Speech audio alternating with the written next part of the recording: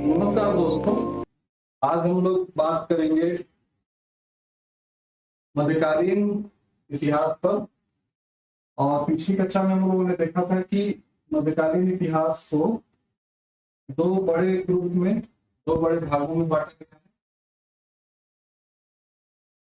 पहला है पूर्व मध्यकाल और दूसरा है उत्तर मध्यकाल।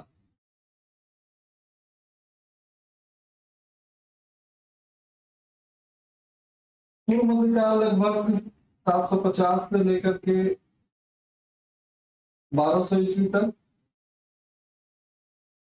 और उत्तर मध्यकाल 1200 ईस्वी से लेकर के 1750 ईस्वी तक।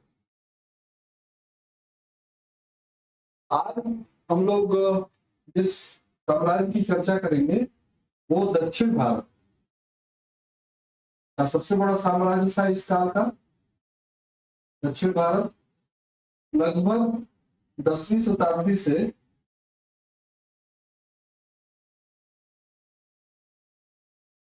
13वीं शताब्दी तक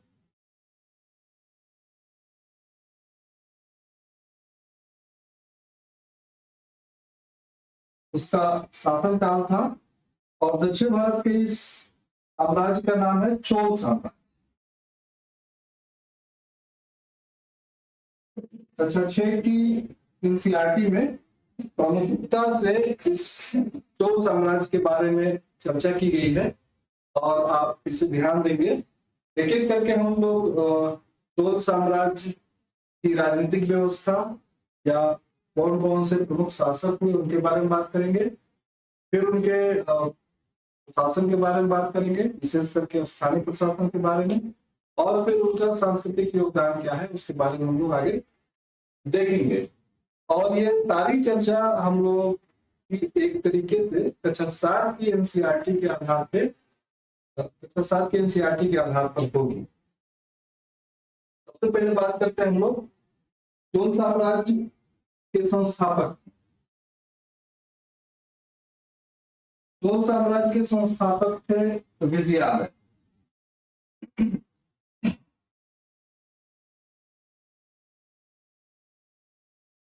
चोल साम्राज्य संस्थापक विजयालय।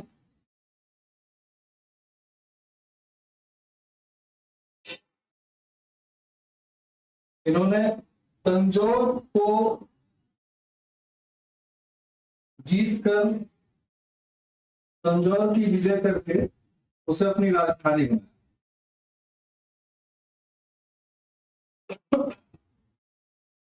विजयालय के बाद परांतक प्रथम शासक हुए और परांतक प्रथम ने पांड्य राजवंश को पराजित कर, पांड्य राजा को पराजित करके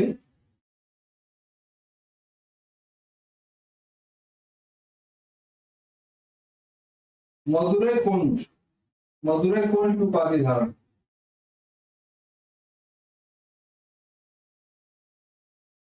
ये महत्वपूर्ण तथ्य है, आप ध्यान रखेंगे।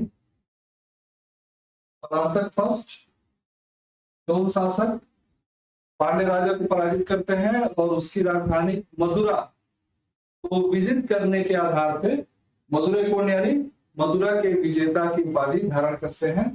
परांतक प्रथम को राष्ट्रकूट राजा, राष्ट्रकूट राजा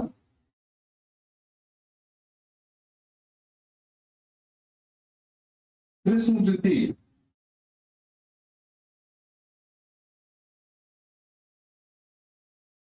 पराजित कर देते हैं। ध्यान रखिएगा। और यहाँ पर एक छोटा सा गैप पड़ जाता है, चोल साम्राज्य कमजोर पड़ जाता है। और फिर आता है चोलों के सबसे महान सम्राट जो पिता पुत्र थे, राजराज प्रथम और राजेंद्र प्रथम का काल, जब चोल अपने सबसे शक्तिशाली वर्चस्व के दौर में आता है।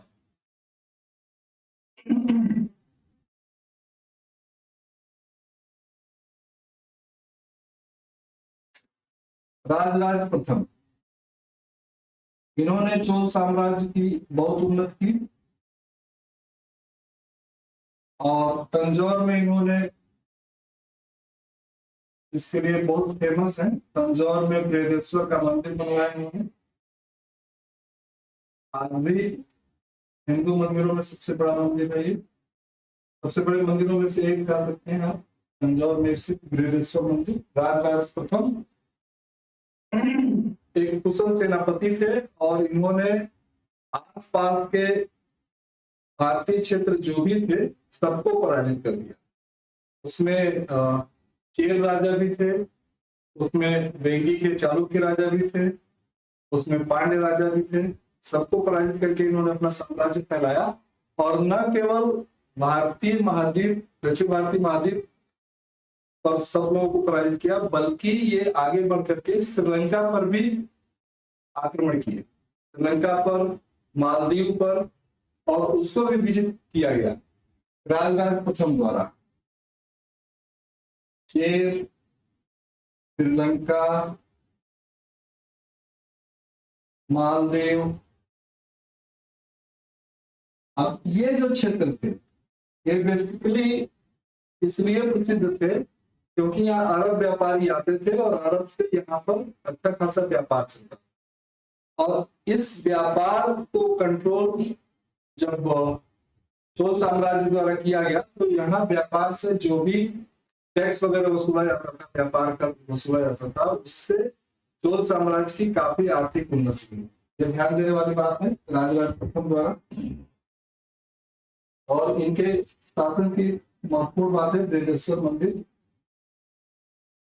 राजराज का जो बेटा था राजेंद्र प्रथम,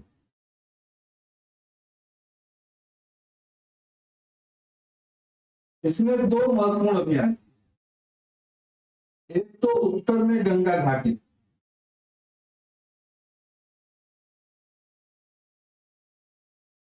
गंगा घाटी यानी उड़ीसा के तटों से होता हुआ,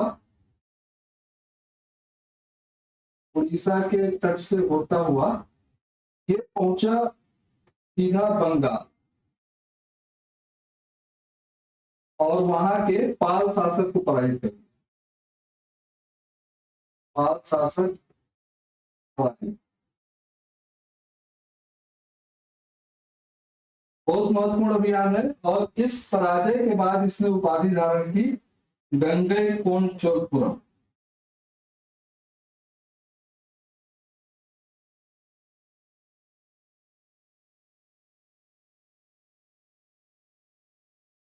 और इसी नाम की इसने राजधानी बनाई।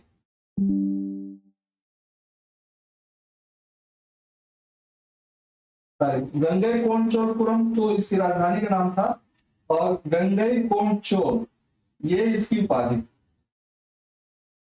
यानी गंगा का चोल विजेता, ऐसा चोल शासक जिसने गंगा की विजय की। और ये उस तरीके के आक्रमण की याद दिलाता है जैसा कि समुद्रगुप्त ने उत्तर भारत से दक्षिण भारत में अपना विजय अभियान किया था। ठीक उसी तरीके से यह चोल साम्राज्य राजेंद्र प्रथम दक्षिण भारत से उत्तर भारत को जीतने के लिए अपनी सेना का इस्तेमाल करता है। ठीक है, दूसरा इसने एक जो विजय हासिल की बहुत महत्वपूर्ण, राजेंद्र चोल की बात कर रहे थे। राजेंद्र चोल ने जो दूसरा बड़ा काम किया वो था श्री विजय राज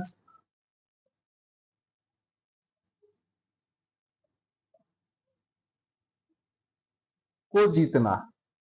श्री विजय राज्य की खास बात यह थी, दक्षिण पूर्व एशिया का यह राज्य था और एक तरीके से एक भारतीय शक्ति समुद्र पार एक दूसरे राज्य के विजय के लिए निकली थी। इसके पहले इनके पिताजी ने भी और इन्होंने भी श्रीलंका की विजय की थी, जो एकदम भारतीय राज्य क्षेत्र से लगा हुआ एक क्षेत्र है, लेकिन उससे काफी दूर दक्षिण पूर्व एशिया में जाकर के श्री विजय राज्य को जीतने का काम पहली बार राजेंद्र चोल, एक भारतीय शक्ति राजेंद्र चोल साम्राज्य के राजा राजेंद्र प्रथम ने की। कारण, इस विजय का कारण क्या था? इस विजय का कारण यह था कि भारतीय व्यापारियों का व्यापार दक्षिण पूर्व एशिया के साथ तो चलता ही था, वो आगे बढ़ करके चीन तक जाता था, और चीन जाने का जो मार्ग था वो श्री विजय राज्य के सुमात्रा और मलाया मलाया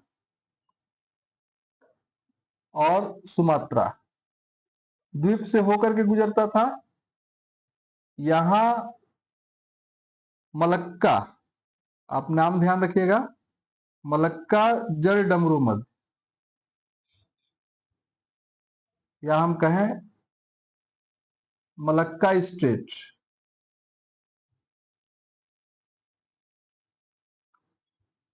मलक्का स्ट्रेट से भारतीय जहाज जाते थे, और इस मलक्का स्ट्रेट पर कब्जा था श्री विजय राज्य का। भारतीय व्यापारियों से श्री विजय राज्य ने कर वसूलने की कोशिश की, और इसकी शिकायत चोल राजा राजेंद्र चोल से भारतीय व्यापारियों ने की, जिसके फेवर में, व्यापारियों के फेवर में राजेंद्र चोल ने श्री विजय राज्य को जीत लिया। और हालांकि जीतने के बाद भी उसका राज्य उसे लौटा दिया गया, लेकिन श्री विजय राज्य के राजा ने भारतीय व्यापारियों से कर लेना बंद कर दिया। यह एक महत्वपूर्ण उपलब्धि थी राजेंद्र चोल की। राजेंद्र चोल ने,